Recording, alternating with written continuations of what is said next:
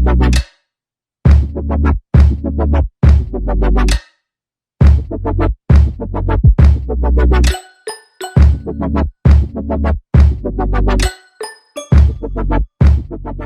everyone, and welcome back to my channel. My name is Felicia, and some of you may know me from my au pair time if you've been following me for a while.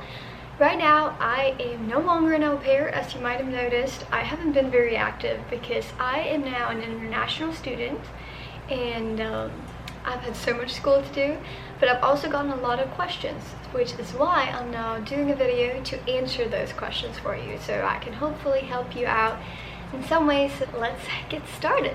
So I'm studying at a university or college. I actually don't know the difference, but I'm studying at a university called Charleston Southern University in South Carolina, Charleston, which is basically 30 minutes from where I used to live, so it's very close. I am studying nursing, so I'm currently a pre-nursing student. The nursing program starts next fall for me. So now I'm doing all of the courses that I need to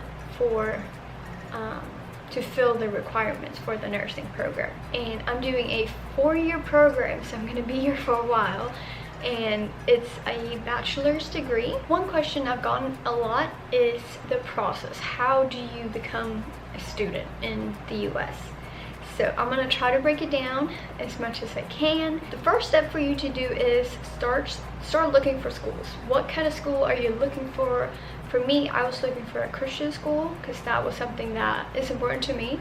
So I was looking at different schools that had a Christian foundation. You can look for schools, you can search for schools in different areas, or you can search for schools based on the different programs that they offer. As an international student, it's very expensive, as you all may know. That is why an important part to ask when you talk to the schools is if they have a scholarship for international students.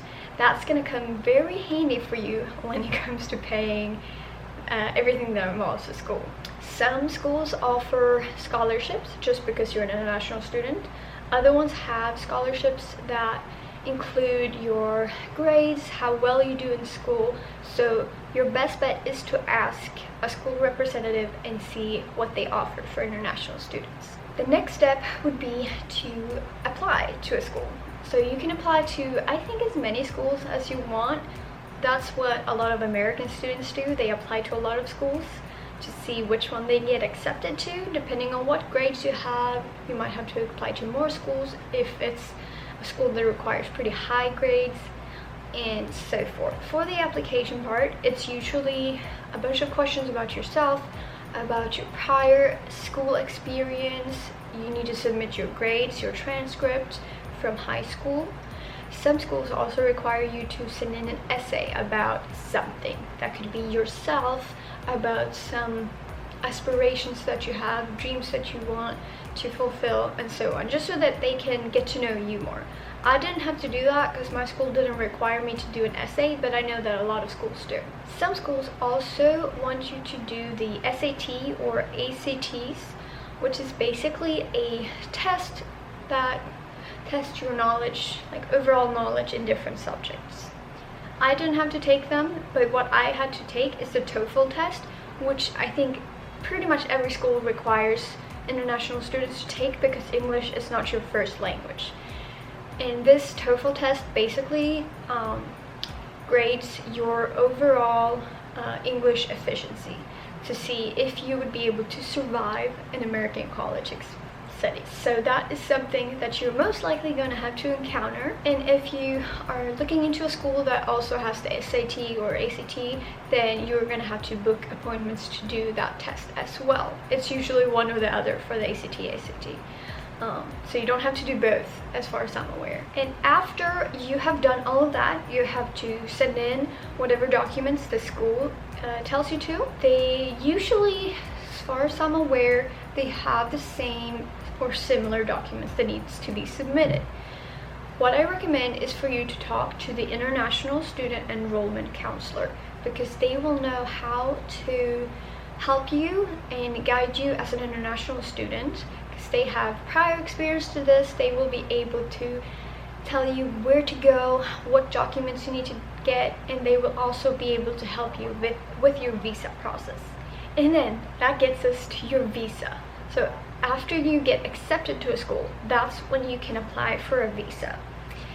When you have got your acceptance letter from the school, you will be able to make an appointment to get your visa. And usually it is mostly your home country that you have to do it. I had to go back to Sweden this summer to get my visa.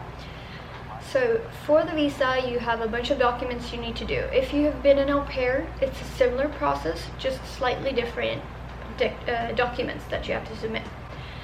You get a few of those documents from your enrollment counselor that they will send you.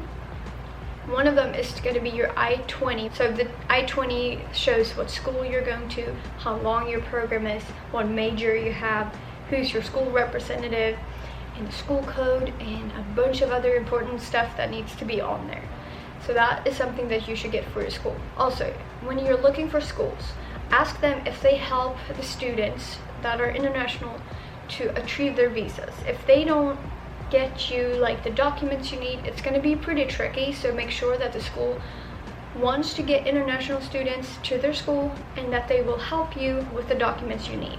That's going to help you a lot when trying to get your visa. When you get your visa appointment, make sure you have a checklist with everything you need to bring. You don't want to miss anything and leave it behind.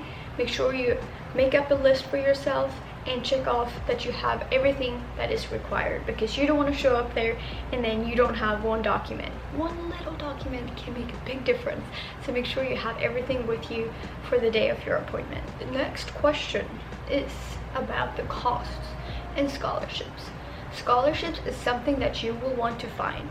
There are plenty of scholarships out there, and you can Google on the Google platform to find a bunch of different scholarships.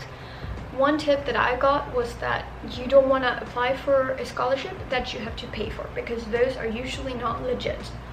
Most scholarships you don't have to pay a fee for, and that's the ones you want to go for. They have different like narrow parts that you can search for, so know your major, search for different types. So I'm a nursing student, I would be able to search for scholarships within healthcare, for example.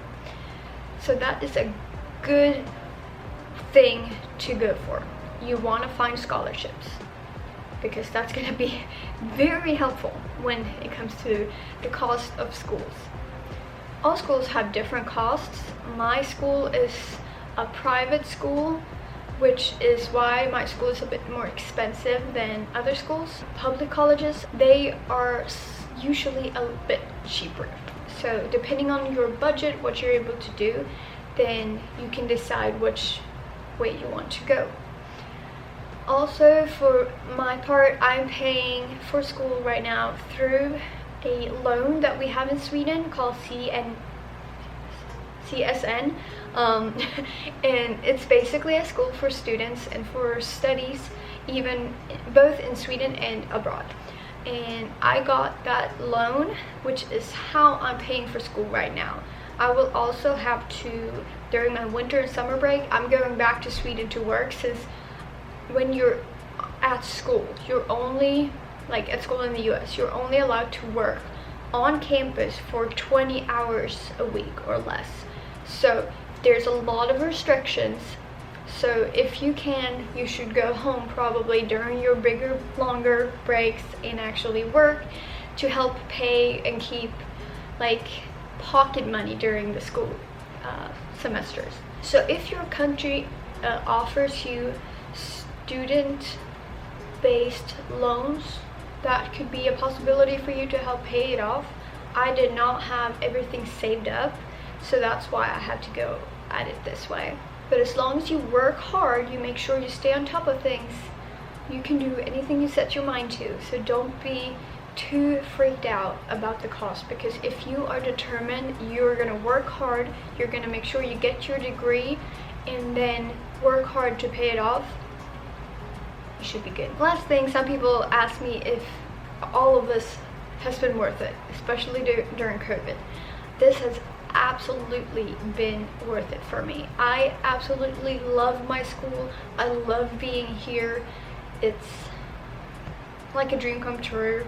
I actually, to be honest, didn't know I was gonna study here when I was an au pair, even though other people were like sure of it. They're like, you're gonna study there after. I was like, no, I don't want to study in the US. Look at me now, I'm here. So I love it. I'm so happy with my decision to come here and study, and it's such an opportunity. You get to do it in English, which I find very educating and fun. So this was definitely worth it, and thank you so much for keeping up with me, even though it's been a while. If you're still here, thank you. It's been a while, I know. I've been crazy busy with everything, getting on top of things. Thank you so much for watching this video. I hoped I could answer some of your questions. If there's any more questions that you have, anything else you want me to answer, let me know and I can try to make another video about it. Just let me know what you're interested in knowing. I'd love to try to do more as much as my schedule allows it. And I hope to see you soon. And you have a great rest of your time until we meet again. And stay safe and take care. Thank you so much for watching. Felicia out. Bye.